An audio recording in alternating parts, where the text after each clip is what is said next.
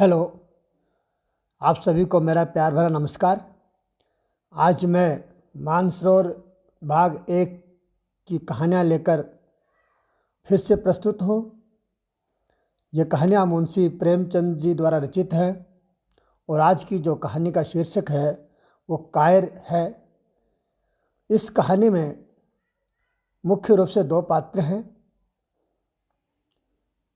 एक युवक और एक युवती। युवक का नाम केशव और युवती का नाम प्रेमा। दोनों एक दूसरे से बहुत घनिष्ठ प्रेम करते हैं, पर दोनों की जाति बिरादरी बिल्कुल अलग है। केशव अपने आप को बहुत ही आधुनिक ख्यालों का समझता है। वो जाति जैसे बंधनों को कोई महत्व नहीं देता है।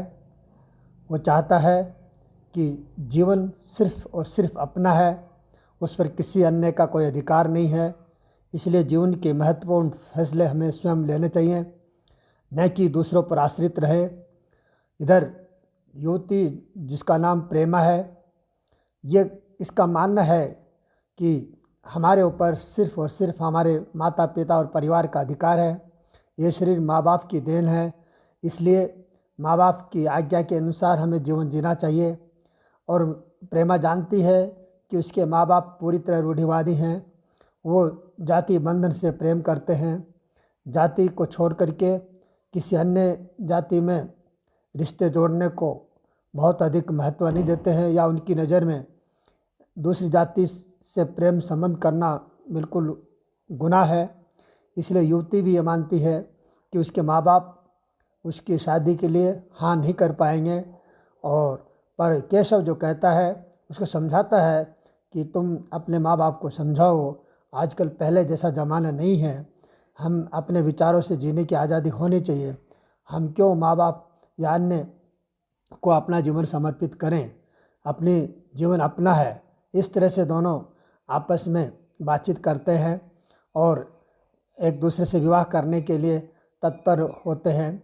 परंतु दोनों के बीच में सिर्फ एक ही अंतर है, या दोनों के बीच में सिर्फ एक ही रुकावट है, वो है जाति बिरादरी। तो ये कहानी आगे क्या मोड़ लेती है और वास्तव में कायरता कौन दिखाता है, ये कहानी सुनने के बाद ही आप निश्चय कर पाएंगे। पहले बता दूंगा तो मैं आपका सस्पेंस खत्म हो जाएगा। इसलिए कहानी की रोचकता के लिए ज़रूरी है कि आप स्वयं ही निश्चय करें कि इस कहानी का शीर्षक कायर क्यों रखा गया है। प्रेमा और केशव दोनों में से कौन कायर है और कौन बहादुर है, कौन जो कहता है उसी हिसाब से अपना चरित्र जीता है, या सिर्फ उसका कथन सिर्फ कहने भर के लिए है और अंदर से बिल्कुल कमज़ोर है। यह आप स्वयं निश्चय करें। पहले कहानी सुनें और फिर विचार करें। युवक का नाम केशव था, युवती का नाम प्रेमा। दोनों एक ही कॉलेज के और एक ही क्लास के विद्यार्थी थे। केशव नए विचारों का युवक था, जात पात के बंधनों का विरोधी। प्रेमा पुराने संस्कारों की कायल थी, पुरानी मर्यादाओं और प्रथाओं में पूरा विश्वास रखने वाली। लेकिन फिर भी दोनों में गाढ़ा प्रेम हो गया था और यह बात सारे कॉलेज में मशहूर थी। केशव ब्राह्मण होकर भी वैश्य कन्या प्रेमा से विवाह करके अपना जीवन सार्थक करना चाहता था। उसे अपने माता पिता की परवाह न थी। कुल मर्यादा का विचार भी उसे स्वांग सा लगता था। उसके लिए सत्य कोई वस्तु थी तो प्रेम थी, किंतु प्रेमा के लिए माता पिता और कुल परिवार के आदेश के विरुद्ध एक कदम बढ़ाना भी असंभव था। संध्या का समय था। संध्या का समय है। विक्टोरिया पार्क के एक निर्जन स्थान में दोनों आमने सामने हरियाली पर बैठे हुए हैं। सैर करने वाले एक एक करके विदा हो गए, किंतु ये दोनों अभी भी वहीं बैठे हुए हैं। उनमें से एक ऐसा प्रसंग छिड़ा हुआ है जो किसी तरह समाप्त नहीं होता। केशव ने झुंझला कर कहा, इसका यह अर्थ है कि तुम्हें मेरी परवाह नहीं। प्रेमा ने उसको शांत करने की चेष्टा करके कहा, तुम मेरे साथ अन्याय कर रहे हो केशव, लेकिन मैं इस विषय को माता पिता के सामने कैसे छेड़ूं, यह मेरी समझ में नहीं आता। वे लोग पुरानी रूढ़ियों के भक्त हैं। मेरी तरफ से कोई ऐसी बात सुनकर मन में जो जो शंकाएँ होंगी उनकी तुम कल्पना नहीं कर सकते हो। केशव ने उग्र भाव से पूछा, तो तुम भी उन्हीं पुरानी रूढ़ियों की गुलाम हो? प्रेमा ने अपनी बड़ी बड़ी आँखों में मृदु स्नेह भरकर कहा, नहीं, मैं उनकी गुलाम नहीं हूँ, लेकिन माता पिता की इच्छा के लिए और सब चीज़ों से अधिक मान्य है। माता पिता की इच्छा मेरे लिए और सब चीज़ों से अधिक मान्य है। तुम्हारा व्यक्तित्व कुछ नहीं है, ऐसा ही समझ लो। मैं तो समझता था कि ढकोसले मूर्खों के लिए ही हैं, लेकिन अब मालूम हुआ कि तुम जैसी विदुषिया भी उनकी पूजा करती है। जब मैं तुम्हारे लिए संसार को छोड़ने के लिए तैयार हूँ तो तुमसे भी यही आशा करता हूँ। प्रेमा ने मन में सोचा, मेरा अपनी देह पर क्या अधिकार है?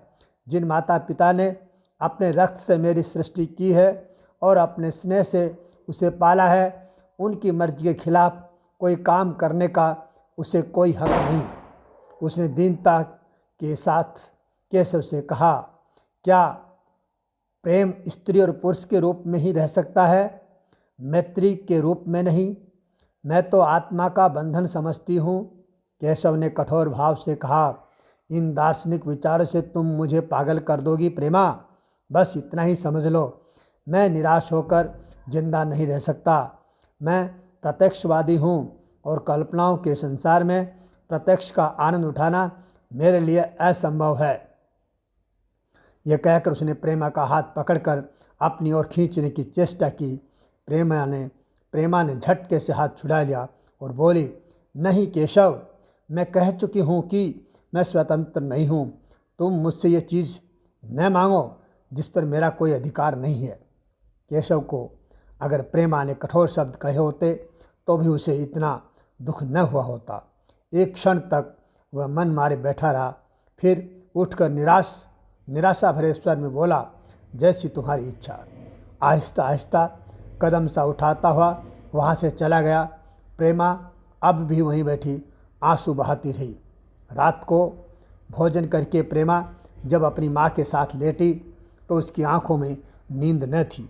केशव ने उसे एक ऐसी बात कह दी थी जो चंचल पानी में पड़ने वाली छाया की तरह उसके दिल पर छाई हुई थी। प्रतिक्षण उसका रूप बदलता था, वह उसे स्थिर न कर सकती थी। माता से इस विषय में कुछ कहे तो कैसे, लज्जा मुंह बंद कर देती थी। उसने सोचा, अगर केशव के साथ मेरा विवाह न हुआ तो उस समय मेरा क्या कर्तव्य होगा। अगर केशव ने कुछ उद्दंडता कर डाली तो मेरे लिए संसार में फिर क्या रह जाएगा। लेकिन मेरा बस ही क्या है। इन भांति भांति के विचारों में एक बात जो उसके मन में निश्चित हुई वह यह थी कि केशव के सिवा वह किसी और से विवाह न करेगी। उसकी माता ने पूछा, क्या तुम्हें आज अब तक नींद न आई? मैंने तुमसे कितनी बार कहा कि थोड़ा बहुत घर का काज किया कर, लेकिन तुझे किताबों से ही फुर्सत नहीं। 4 दिन में तुम पराए घर जाएगी, कौन जाने कैसा घर मिले। अगर कुछ काम करने की आदत न रही तो कैसे निबाह होगा। प्रेमा ने भोलेपन से कहा, मैं पराए घर जाऊंगी ही क्यों। माता ने मुस्कुराकर कहा, लड़कियों के लिए यही तो सबसे बड़ी विपत्ति है बेटी। माँ बाप की गोद में पलकर जो ही सयानी हुई दूसरे की हो जाती है। अगर अच्छे प्राणी मिले तो जीवन आराम से कट गया, नहीं तो रो रो कर दिन काटना पड़ता है। सब कुछ भाग्य के अधीन है। अपनी बिरादरी में तो मुझे कोई घर नहीं भाता, कहीं लड़कियों का आदर नहीं, लेकिन करना तो बिरादरी में ही पड़ेगा। न जाने यह जात पात का बंधन कब टूटेगा। प्रेमा डरते डरते बोली, कहीं कहीं तो बिरादरी के बाहर भी विवाह होने लगे हैं। उसने कहने को तो कह दिया, लेकिन उसका हृदय काँप रहा था कि माताजी कुछ भांप न जाए। माता ने विस्मय के साथ पूछा, क्या हिंदुओं में ऐसा हुआ है? फिर उसने अपने आप ही उस प्रश्न का जवाब भी दे दिया, और 2-4 जगह ऐसा हो भी गया तो उससे क्या होता है। प्रेमा ने इसका कुछ जवाब न दिया। भय हुआ कि माता कहीं उसका आशय समझ न जाए। उसका भविष्य एक अंधेरी खाई की तरह उसके सामने मुंह खोले खड़ा था, मानो उसे निगल जाएगा। उसे न जाने कब नींद आ गई। भाग इसी में तीसरा पैराग्राफ। प्रातःकाल प्रेमा सोकर उठी तो उसके मन में एक विचित्र साहस का उदय हो गया। सभी महत्वपूर्ण फैसले हम आकस्मिक रूप से कर लिया करते हैं, मानो कोई देवी शक्ति हमें उनकी ओर खींच ले जाती है। यही हालत प्रेमा की थी। कल तक वह माता पिता के निर्णय को मान्य समझती थी, पर संकट को सामने देखकर उसमें उस वायु की हिम्मत पैदा हो गई थी जिसके सामने कोई पर्वत आ गया हो। वही मंद वायु प्रबल वेग से पर्वत के मस्तक पर चढ़ जाती है और उसे कुचलते ही दूसरी तरफ जा पहुंचती है। प्रेमा मन में सोच रही थी, मानो यह देह माता पिता की है, किंतु आत्मा तो मेरी है। मेरी आत्मा को जो कुछ भुगतना पड़ेगा वह इसी देह से तो भुगतना पड़ेगा। अब वह इस विषय में संकोच करना अनुचित नहीं, घातक समझ रही थी। अपने जीवन को क्यों एक झूठे सम्मान पर बलिदान करे। उसने सोचा, विवाह का आधार अगर प्रेम न हो तो वह देह का विक्रय है। आत्मसमर्पण क्या बिना प्रेम के भी हो सकता है? इस कल्पना ही से न जाने किस अपरिचित युग से उसका विवाह हो जाएगा, उसका हृदय विद्रोह कर उठा। वह भी नाश्ता करके कुछ पढ़ने जा रही थी कि उसके पिता ने प्यार से पुकारा, मैं कल तुम्हारे प्रिंसिपल के पास गया था, वे तुम्हारी बड़ी तारीफ कर रहे थे। प्रेमा ने सरल भाव से कहा, आप तो यूँ ही कहा करते हैं। नहीं, सच। यह कहते हुए उन्होंने अपनी मेज की दराज खोली और मखमली चौखटों में जड़ी हुई एक तस्वीर निकाल कर उसे दिखाते बोले, ये लड़का ICS के इम्तिहान में प्रथम आया है, इसका नाम तो तुमने सुना होगा। बूढ़े पिता ने ऐसी भूमिका बांध दी थी कि माँ उनका आशय न समझ सकी, लेकिन प्रेमा भांप गई। उनका मन तीर की भांति लक्ष्य पर जा पहुंचा। उसने बिना तस्वीर की ओर देखे ही कहा, नहीं, मैंने तो उसका नाम नहीं सुना। पिताओं ने बनावटी आश्चर्य से कहा, क्या तुमने उसका नाम ही नहीं सुना? आज के दैनिक पत्र में उसका चित्र और जीवन वृत्तांत छपा है। प्रेमा ने रूखा से जवाब दिया, होगा, मगर मैं तो उस परीक्षा का कोई महत्व नहीं समझती। मैं तो समझती हूँ जो लोग इस परीक्षा में बैठते हैं वे पल्ले सिर के स्वार्थी होते हैं। उनका उद्देश्य इसके सिवा और क्या होता है कि वे अपने गरीब, निर्धन, दलित भाइयों पर शासन करें और खूब धन संचय करें। यह तो जीवन का कोई ऊंचा उद्देश्य नहीं है। इस आपत्ति में जलन थी, अन्याय था, निर्दयता थी। पिताजी ने समझा था प्रेमा यह बखान सुनकर लट्टू हो जाएगी। ये जवाब सुनकर तीखे स्वर में बोले, तू तो ऐसी बातें कर रही है जैसे तेरे लिए धन और अधिकार का कोई मूल्य ही नहीं। प्रेमा ने ढिठाई से कहा, हाँ, मैं तो इसका मूल्य नहीं समझती। मैं तो आदमी में त्याग देखती हूँ। मैं ऐसे युवकों को जानती हूँ जिन्हें यह पद जबरदस्ती भी दिया जाए तो स्वीकार न करेंगे। पिता ने उपहास के ढंग से कहा, यह तो आज मैंने नई बात सुनी। मैं तो देखता हूँ कि छोटी छोटी नौकरियों के लिए लोग मारे मारे फिरते हैं। मैं जरा उस लड़के की सूरत देखना चाहता हूँ जिसमें इतना त्याग हो। मैं तो उसकी पूजा करूँगा। शायद किसी दूसरे अवसर पर यह शब्द सुनकर प्रेमा लज्जा से सिर झुका लेती, पर इस समय उसकी दशा उस सिपाही की सी थी जिसके पीछे गहरी खाई हो और आगे बढ़ने के सिवा उसके लिए और कोई मार्ग न हो।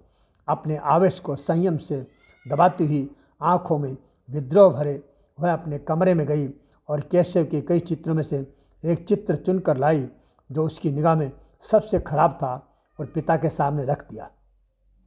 बूढ़े पिताजी ने चित्र को उपेक्षा के भाव से देखना चाहा, लेकिन पहली दृष्टि में ही उसने उन्हें आकर्षित कर लिया। ऊंचा कद और दुर्बल होने पर भी उसका गठन स्वास्थ्य और संयम का परिचय दे रहा था। मुख पर प्रतिभा का तेज न था, पर विचारशीलता का कुछ ऐसा प्रतिबिंब था जो उसके मन में विश्वास पैदा करता था। उन्होंने उस चित्र की ओर देखते हुए पूछा, यह किसका चित्र है? प्रेमा ने संकोच से सिर झुकाकर कहा, ये मेरे ही क्लास में पढ़ते हैं, अपनी ही बिरादरी का है। प्रेमा की मुख मुद्रा धूमिल हो गई। इसी प्रश्न के उत्तर पर उसकी किस्मत का फैसला हो जाएगा। उसके मन में पछतावा हुआ कि व्यर्थ में इस चित्र को यहाँ लाई।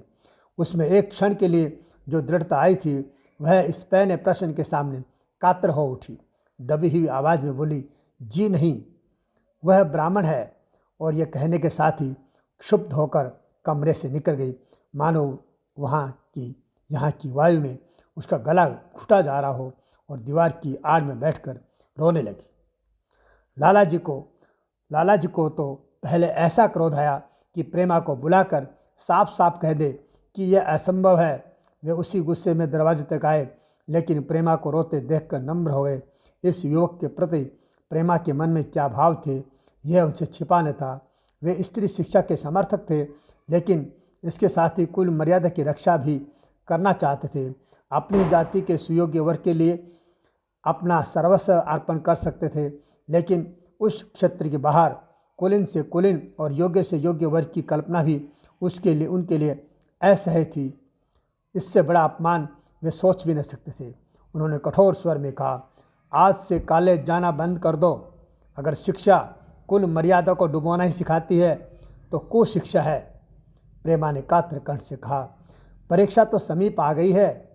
लाला जी ने दृढ़ता से कहा, आने दो, और फिर अपने कमरे में जाकर विचारों में डूब गए। 6 महीने गुजर गए। लाला जी ने अपने घर में आकर पत्नी को एकांत में बुलाया और बोले, जहाँ तक मुझे मालूम है केशव बहुत ही सुशील और प्रतिभाशाली युवक है। मैं तो समझता हूँ प्रेमा इस शोक में घुल घुल कर प्राण दे देगी। तुमने भी समझाया, मैंने भी समझाया, दूसरों ने भी समझाया, पर उस पर कोई असर नहीं होता। ऐसी दशा में हमारे लिए और क्या उपाय है? उनकी पत्नी ने चिंतित भाव से कहा, कर तो दोगे, लेकिन रहोगे कहाँ? न जाने कहाँ से यह कुलच्छनी मेरी कोख में आई। लाला जी ने भौवें सिकोड़ कर तिरस्कार के साथ कहा, यह तो 1000 दफ़ा सुन चुका हूँ, लेकिन कुल मर्यादा के नाम को कहाँ तक रोएं? चिड़िया का